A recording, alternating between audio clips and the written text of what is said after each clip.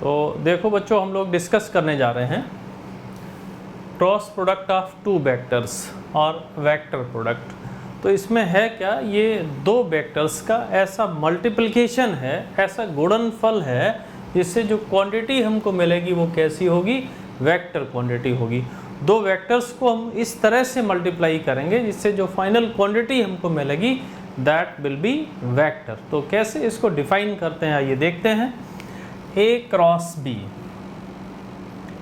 A cross B is defined as mod of A mod of B sin theta, और साथ में है यहाँ पे n cap, where theta is the angle between vector A and B। देखिए A cross B को ऐसे define किया गया है, A B sine theta, mod of A mod of B को हम A और B बोलते हैं, sine theta n cap, theta is the angle between the vector A and B, n cap is the unit vector, n cap is the unit vector along A cross B, n cap is the unit vector along A cross B, A cross B के along जो unit vector है उसको हम n cap से represent करते हैं, और ऐसे डिफाइन किया गया है A क्रॉस B को। अब इसमें आता है सबसे पहले ये जो n कैप है उसको कैसे डिसाइड करेंगे भाई, direction of A cross B कैसे डिसाइड किया जाता है, इसके बारे में थोड़ा सा डिस्कशन करते हैं, और आप यहाँ से सीख भी लीजिएगा कैसे निकालते हैं A क्रॉस B का direction.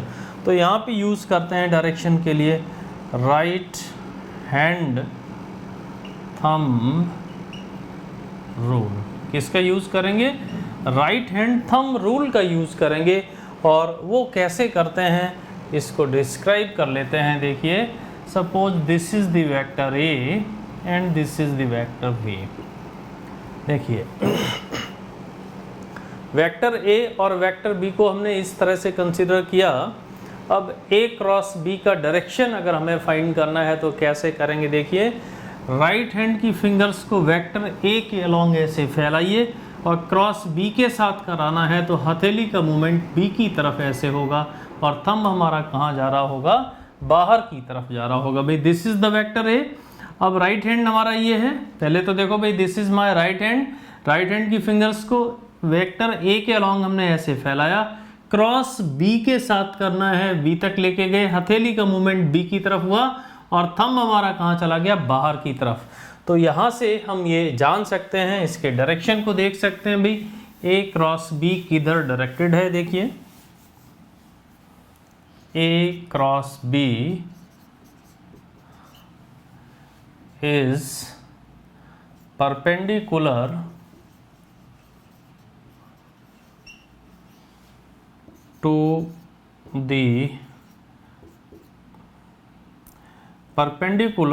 the vector A and vector B, and it is also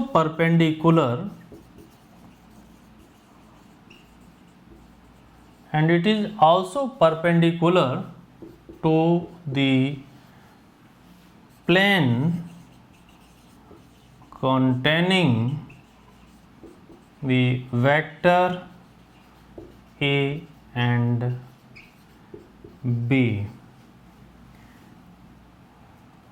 A cross B, A और B दोनों के परपेंडिकुलर है। देखना भाई A क्रॉस B, थंब हमारा बाहर की तरफ जा रहा है, तो A के भी परपेंडिकुलर है, B के भी परपेंडिकुलर है, और A cross B vector, A और B वेक्टर जिस प्लेन में लाई करते हैं उस प्लेन के भी परपेंडिकुलर है A क्रॉस B वेक्टर। इसी के साथ हम यहाँ पे लिख सकते हैं भाई, and also it is going outward. ठीक है, प्लेन के तो परपेंडिकुलर है। अब प्लेन के परपेंडिकुलर दो डायरेक्शन हो सकती है भाई, एक तो बाहर की तरफ, एक अंदर की तरफ। तो A क्रॉस B वेक्टर जो भी आपको यहाँ पे मिल रहा है किधर की तरफ डायरेक्टेड है, बाहर की तरफ। तो वेक्टर ए के परपेंडिकुलर पहला condition, A cross B V के भी परपेंडिकुलर होगा दूसरा कंडीशन। तीसरा कंडीशन क्या है, and also it is perpendicular to the plane containing the vector A and B, vector A और बी जिस प्लेन में लाई करते हैं उसके भी परपेंडिकुलर होगा। और यहाँ पे हम कह सकते हैं and also it is going outward, and also it is going outward. और ये किधर की तरफ डायरेक्टेड होगा भाई, प्लेन के परपेंडिकुलर तो है लेकिन बाहर की तरफ डायरेक्टेड है, ए क्रॉस बी। तो ऐसे फाइंड करते हैं ए क्रॉस बी का डायरेक्शन। अब हम फिर से वी क्रॉस ए का डायरेक्शन फाइंड करेंगे, तो सेम कॉन्सेप्ट लगा के फाइंड करेंगे बी क्रॉस ए का डायरेक्शन। अब देखिए अगर वी क्रॉस ए निकालना है तो फिर से वही रूल, भाई बी क्रॉस ए करना है, राइट हैंड की फिंगर्स को फैलाया, वेक्टर वी के अलॉन्ग हमने ऐसे फैलाया, क्रॉस ए के साथ करना है। बी क्रॉस ए करना है, ऐसे जाएगा, थंब कहाँ चला जाएगा, अंदर की तरफ। तो यहां से फिर से आप लिख सकते हो B cross A vector is perpendicular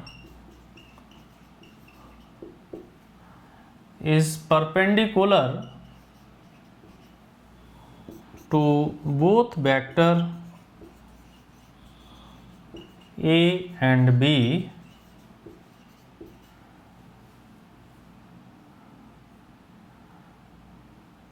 and also perpendicular to the plane containing the vector A and B, and also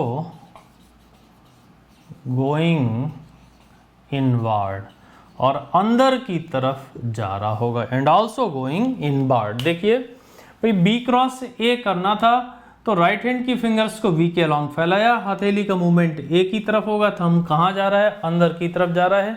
तो जब अंदर की तरफ जा रहा है तो ए के भी परपेंडिकुलर है, बी के भी परपेंडिकुलर है, और इस प्लेन के भी परपेंडिकुलर है, लेकिन इस प्लेन की परपेंडिकुलर किधर जा रहा है, अंदर की तरफ जा रहा है।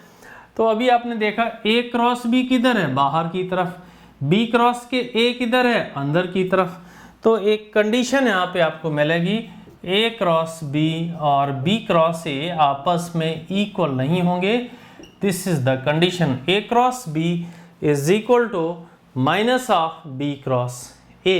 ये कंडीशन आपको फॉलो करनी पड़ेगी, जबकि ए डॉट बी में ऐसा नहीं होता है। A dot B is equal to V dot A, scalar product A dot B B dot A आपस में इक्वल होते हैं, लेकिन यहाँ पे देखो भी A cross B is equal to minus of B cross A.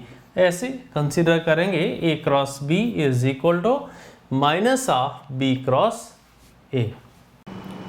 तो अब यहाँ पे देखते हैं, हमने डायरेक्शन देख लिया कि ए क्रॉस बी का डायरेक्शन कैसे डिसाइड करते हैं। तो A cross B is equal to A B sine theta N cap. अब देखते हैं भाई अगर यहाँ पे आई क्रॉस आई करना है तो क्या होगा। आई कैप को आप पहले से जानते हैं भाई, I cap is the unit vector long positive X axis. तो I cross I mod of I sine theta में थीटा कितना होगा बोलो, आई और आई के बीच का angle, I positive X axis के लॉन्ग जा रहा है, दूसरा भी पॉजिटिव एक्स एक्सिस के लॉन्ग जा रहा है, तो ऐसी सिचुएशन में एंगल कितना होगा, जीरो। यहाँ पे आ गया N cap, this is equal to zero, I cross I is equal to zero. इसी तरह से J cross J mod of J sine zero N cap that is also equal to zero. I cross I zero, J cross J zero. इसी तरह से के cross के करेंगे तो क्या मिलेगा, मॉड ऑफ के यहाँ पे फिर से साइन जीरो आएगा, N cap and this is equal to zero. तो आई क्रॉस आई जीरो है, जे क्रॉस जे जीरो है, के क्रॉस के जीरो है, तो ये सब तो जीरो हो जा रहे हैं। अगर सेम डायरेक्शन में वेक्टर्स हैं और उनका क्रॉस प्रोडक्ट आप करते हैं तो that will be equal to zero. अब अगर डिफरेंट डायरेक्शन में है तो कैसे करेंगे इसको देखते हैं।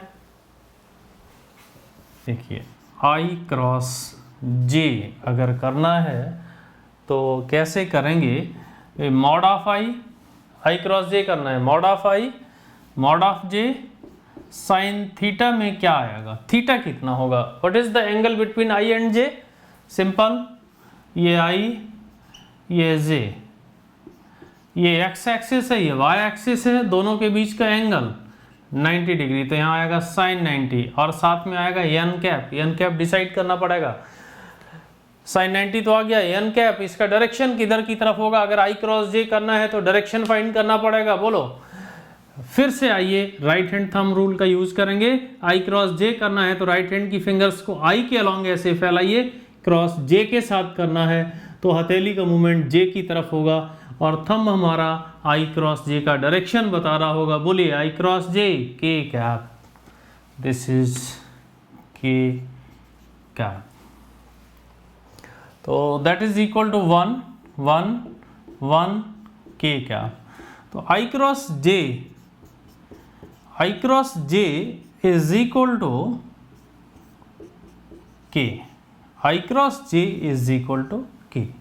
अब यहां से देख सकते हो भाई आई क्रॉस जे एक ऐसा वेक्टर होगा जो आई के भी परपेंडिकुलर होगा, जे के भी परपेंडिकुलर होगा, and also it is perpendicular to the plane containing the vector I and J. इसके बाद जे क्रॉस के करना है, देखिए mod of J mod of K sine 90, यहाँ भी साइन 90 कैसे आया, देखो आई इधर जे इधर के किधर होगा, देखना इधर देखो, के इस पेन की तरफ होगा, पेन हमारा किधर जा रहा है, बाहर की तरफ जा रहा है, तो पेन जब बाहर की तरफ है तो यहाँ पर जे क्रॉस के और आ गया साइन 90। अच्छा जे और के बीच का एंगल डिसाइड करना था, ये था ना, देखो जे इधर था के इधर था, जे इधर है के इधर, तो एंगल कितना होगा 90 डिग्री, तो हमने लिखा यहाँ पे साइन 90। और डायरेक्शन क्या आएगा, जे क्रॉस के का डायरेक्शन, देखिए राइट हैंड की फिंगर्स को हमने ऐसे फैलाया, बोर्ड पे देखिए, जे क्रॉस के फिंगर्स ऐसे आई, हथेली का मूवमेंट ऐसे हुआ, थंब कहाँ जा रहा है एक्स एक्सिस के लॉन्ग, तो यहाँ पे क्या आ जाएगा, दिस इज आई, तो J cross K is equal to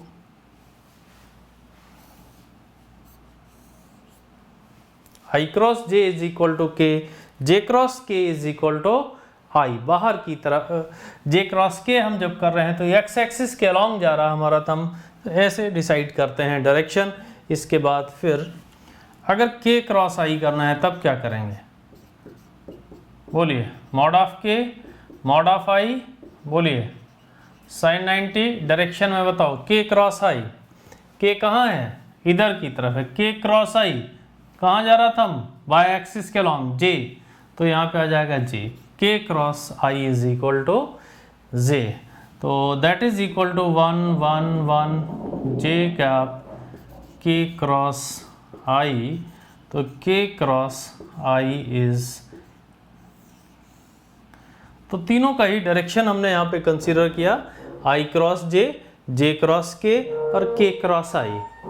अगर कोई रिवर्स में होगा तो नेगेटिव साइन के साथ आ जाएगा, देखो जैसे आई क्रॉस जे के था, अगर जे क्रॉस आई करेंगे तो माइनस के हो जाएगा, और पीछे से हमने पहले से भी बताया है A cross B is equal to minus of B cross A, तो एक बार फिर से इनको हम समराइज करते हैं, ऐसे कंसिडर कर सकते हो, आई लिखा जे लिखा के लिखा, आई के बाद क्या आता है जे के बाद क्या आता है के, और के बाद क्या आएगा आई, तो यहाँ से आई क्रॉस जे अगर है तो ये के होगा, जे क्रॉस के अगर है तो ये आई होगा, के क्रॉस आई अगर है तो ये जे होगा। देखिए आई के बाद जे के बाद के बाद आई। अगर उल्टा है, J cross I is equal to minus K cross J is equal to minus I cross K is equal to minus J, ऐसे देखते हैं डायरेक्शन। आई क्रॉस जे, आई के बाद जे आता है, जे के बाद के आता है और के बाद आई आता है, फिर से रिपीट होता है। तो आई जे के अगर उल्टा है, जैसे यहाँ जे के बाद आना क्या चाहिए था के, आ गया आई, तो जे क्रॉस आई क्या हो जाएगा माइनस के। इसी तरह से के बाद क्या आना चाहिए, फिर से आई आना चाहिए, लेकिन के बाद आ क्या गया जे, तो के क्रॉस जे क्या होगा माइनस आई। इसी तरह से आई के बाद आना चाहिए जे, आ गया के, आई क्रॉस जे के क्या होगा, आई क्रॉस के क्या होगा, माइनस जे। तो जब इनको हम रिवर्स कर देंगे तो नेगेटिव साइन के साथ वही वेक्टर हमको मिलेगा। तो इस ट्रायंगल से आप ऐसे देख सकते हो भाई, आई के बाद जे, जे के बाद के बाद फिर से आई। अगर इसका रिवर्स सीक्वेंस होगा तो हम नेगेटिव साइन के साथ कंसीडर करेंगे, या राइट हैंड थंब रूल का यूज़ करते हुए आप किसी भी सिचुएशन में हम डायरेक्शन फाइंड कर सकते हैं। अगर इनको आप याद नहीं रख सकते तो कोई बात नहीं, आप ए क्रॉस बी निकालना सीख लीजिएगा, वहाँ से किसी भी सिचुएशन में हम इस तरह से इन वेक्टर्स के डायरेक्शन को फाइंड कर सकते हैं। तो देखिए यहाँ पे एक प्रॉब्लम हम लोग लेते हैं। वेक्टर ए हमारे पास है i+2j, वेक्टर बी हमारे पास है j+k, find A cross B. A cross B आपको फाइंड करना है। तो देखो ए क्रॉस बी लिखते हैं यहाँ पे i+2j क्रॉस j+k। अब देखो पहले क्या करेंगे, i क्रॉस j कर दो, i क्रॉस j, फिर क्या करेंगे i क्रॉस k कर दिया, फिर क्या करेंगे j क्रॉस j, फिर क्या करेंगे j क्रॉस k, इस तरह से i का j के साथ पहले लिखा यहाँ पे, i का फिर k के साथ यहाँ लिखा, फिर j का j के साथ यहाँ लिखा, फिर j का k के साथ यहाँ लिखा। अब देखो i क्रॉस j क्या होता है, k,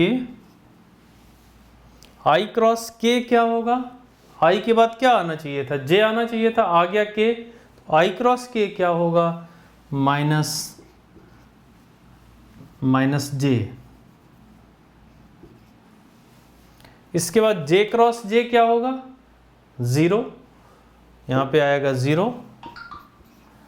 j क्रॉस k क्या होगा, j के बाद k आता है तो ठीक है, तो यह आ जाएगा +2i कैप।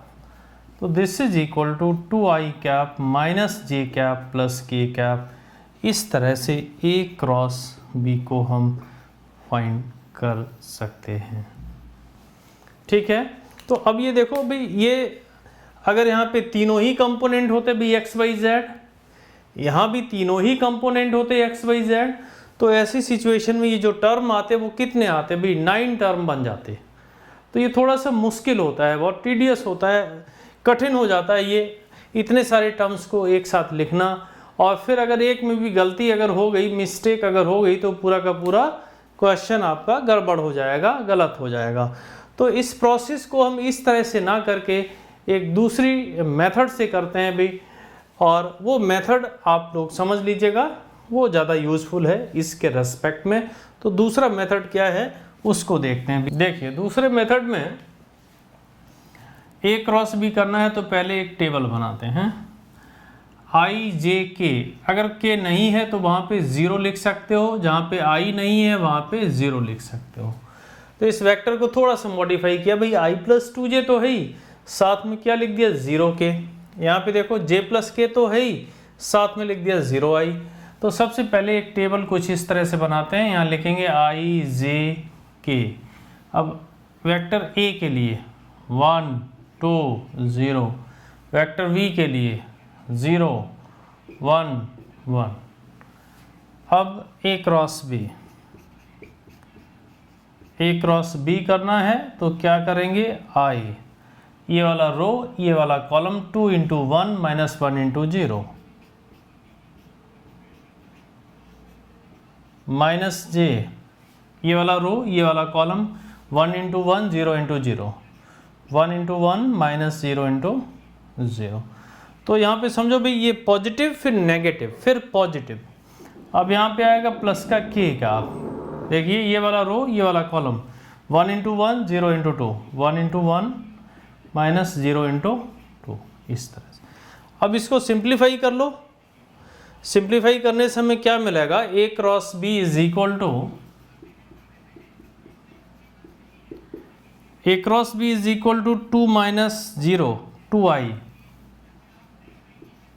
यहाँ से देखिए 1 माइनस जे, 2i माइनस जे, के में देखिए प्लस के। तो दोनों से जो रिजल्ट मिलेगा वो तो सेम ही होगा, चाहे आप इस तरह से निकालें या उस मेथड को फॉलो करते हुए निकालें, दोनों से जो रिजल्ट मिलेगा वो सेम ही होगा। तो किसी एक मेथड को फॉलो आप कर सकते हो। एक और एग्जांपल हम लोग अभी डिस्कस, तो देखिए एक और एग्जांपल हम लोग जो डिस्कस करने वाले थे, वेक्टर ए हमारे पास है, वेक्टर बी है हमारे पास। पहला क्वेश्चन कहता है कि फाइंड ए क्रॉस बी, दूसरा कहता है बी क्रॉस ए फाइंड करिए, थर्ड क्वेश्चन कहता है कि प्रूव कर दो A cross B is equal to minus half B cross A, और फोर्थ क्वेश्चन कहता है find A cross B dot A and A cross B dot B. तो इन सभी को कैसे करेंगे देखते हैं। ए क्रॉस बी फाइंड करना है, कैसे करेंगे? ए क्रॉस बी फाइंड करने का प्रोसेस तो हमारा वही है, यहाँ लिखेंगे आई, यहाँ लिखेंगे जे, यहाँ लिखेंगे के। आई जे के, ए के कोफिशिएंट लिखे 1 2 3, बी के कोफिशिएंट लिखे 2 -1 1। देखिए आई जे के 1 2 3 2 -1 1। अब ए क्रॉस बी को सॉल्व कर लेते हैं। आई, ये वाला रो छोड़िए, ये वाला कॉलम छोड़िए, 2 × 1 - 1 × 3, तो यहाँ लिखा जाएगा 2 × 1 -1 × 3। पूरा ओपन करके इसको लिख रहे हैं। ये वाला रो छोड़ना पड़ेगा, ये वाला कॉलम छोड़ना पड़ेगा, 2 × 1 -1 × 3 माइनस जे। कोई आपको कंफ्यूजन नहीं होना चाहिए, ऐसे लिखते हैं प्लस माइनस प्लस, ये प्लस ये माइनस और आगे प्लस, तो माइनस जे। ये वाला रो छोड़ना पड़ेगा, ये वाला कॉलम छोड़ना पड़ेगा। अब क्या होगा? 1 × 1 -2 × 3, 1 × 1 -2 × 3। इसके बाद देखिए ये वाला रो ये वाला कॉलम छोड़ना पड़ेगा, तो 1 × -1 प्लस के 1 × -1।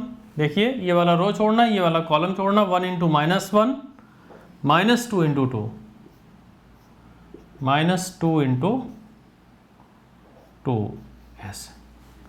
अब सिंप्लीफाई कर लो, यहाँ से क्या मिला? 2 + 3 5i कैप। यहाँ से क्या मिलेगा? 1 - 6 + 5j कैप। यहाँ पे क्या मिलेगा? -4 -1 -5 k कैप। ये है a cross b। a cross b को हमने इस तरह से फाइंड कर लिया। तो देखो पीछे हमने a क्रॉस b फाइंड कर लिया और उसका वैल्यू हमने यहाँ पे लिखा भी कि a क्रॉस b कितना आया था? 5i + 5j - 5k। अब v क्रॉस a फाइंड करना है, तो v क्रॉस a फाइंड करने का प्रोसेस देख लो क्या होगा भाई। उसी तरह का एक टेबल बनाएंगे, यहाँ i लिखेंगे, यहाँ j लिखेंगे, यहाँ k लिखेंगे। i j k हमने पहले लिखा। इसके बाद देखो अब सबसे पहले b के कोफिशिएंट यहाँ पे लिखे जाएंगे। b के कोफिशिएंट क्या है? देखिए 2 - 1 1, 2 - 1 1, ये b के कोफिशिएंट यहाँ पे हैं। इसके बाद a के कोफिशिएंट देखो यहाँ पे क्या है? 1 2 3 1 2 3। अब यहाँ से करेंगे i को हमने यहाँ पे लिया, ये वाला रो छोड़ा, ये वाला कॉलम छोड़ा, तो क्या मिला? -1 × 3 -2 × 1 माइनस j। ये वाला रो छोड़ा, ये वाला कॉलम छोड़ा, 2 × 3 -1 × 1 प्लस k। ये रो छोड़ा, ये कॉलम छोड़ा, 2 × 2 -1 × -1। और सिंप्लीफाई करने के बाद हमको क्या मिला? ये देखिए भाई -3 -2 -5i cap, 6 - 1 -5j cap, 4 + 1 + 5k cap. तो b क्रॉस a वेक्टर क्या आ रहा है? देखिए -5i -5j + 5k। a cross b क्या आ रहा था? 5i + 5j - 5k। तो फर्स्ट क्वेश्चन तो हमारा हो गया, सेकेंड क्वेश्चन भी हो गया, भी b क्रॉस a भी फाइंड कर लिया। और थर्ड क्वेश्चन यहाँ पे क्या है? a cross b = -b cross a, तो वो भी यहाँ से वेरीफाई हो रहा है। a क्रॉस b और b क्रॉस a में जो रिलेशन है उसको हम यहाँ से देख सकते हैं भाई। अगर इसको माइनस साइन से मल्टीप्लाई कर दें तो हमको b क्रॉस a मिल जाएगा। इसका मतलब ये प्रूव हो गया कि a cross b = -b cross a। ये आपने दोनों को अलग अलग निकाला और इसके बाद प्रूव कर लिया। अब हमें क्या करना है? देखिए फोर्थ, कहते हैं कि ए क्रॉस बी डॉट ए बताइए, ए क्रॉस बी डॉट बी बताइए। इसको भी कर लेते हैं। देखिए ए क्रॉस बी डॉट ए बताना है, ए क्रॉस बी डॉट ए बताना है। कैसे करेंगे? ये आ गया 5i प्लस 5j, इसका कैलकुलेशन करना है तो एक बार ऐसे लिखते हैं, ए क्रॉस बी कितना आया 5i plus 5j minus 5k, ये ए क्रॉस बी है, और ए कितना आया A i plus 2j plus 3k, i plus 2j plus 3k, तो A cross B dot A. अब देखिए A cross B dot A कितना होगा, 5 into 1 5, 5 into 2 10, minus 5 into 3 minus 15, this is equal to 0। देखिए A cross B dot A कितना आया 0, और यहीं से प्रूव होता है कि ए क्रॉस बी ए के परपेंडिकुलर है। पीछे जब स्केलर प्रोडक्ट का डिस्कशन किया गया है तो आपको ये बताया गया था कि भाई ए क्रॉस बी एक ऐसा वेक्टर होगा जो ए के भी परपेंडिकुलर होगा, बी के भी परपेंडिकुलर होगा, and it is also perpendicular to the plane containing the vector A and B. तो यहाँ से प्रूव हो गया कि A cross B dot A is 0। ठीक इसी तरह से आप प्रूव कर सकते हो A cross B dot B is also equal to 0। आप कर सकते हो। देखिए ए क्रॉस बी लिखते हैं यहाँ पे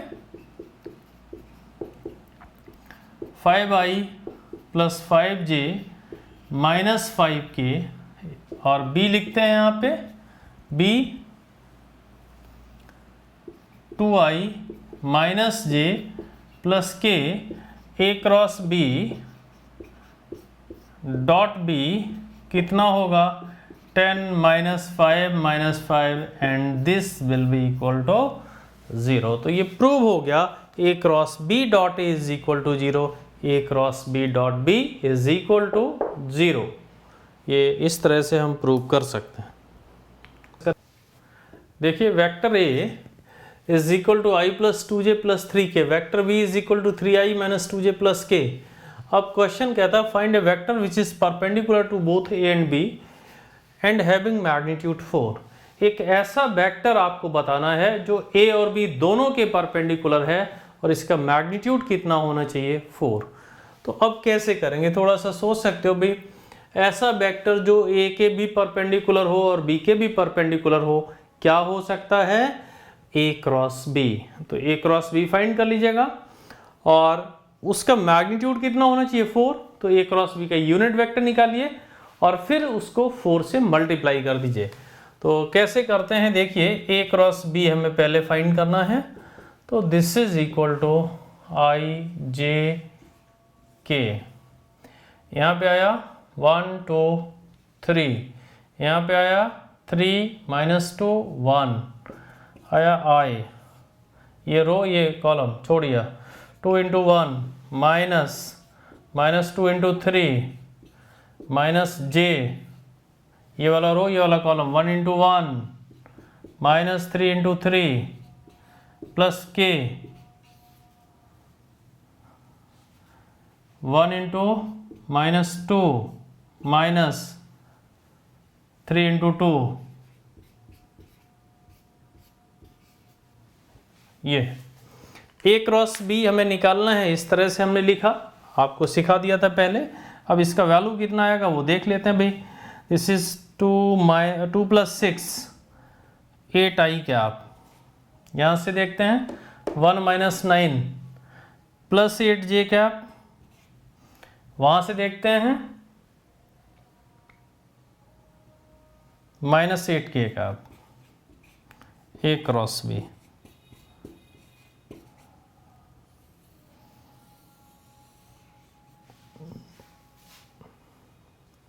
ए क्रॉस बी वेक्टर हमारे पास आ गया 8i cap plus 8j cap minus 8k cap. अब मान लो ये C है, C is equal to A cross B and this is 8i cap plus 8j cap minus 8k cap.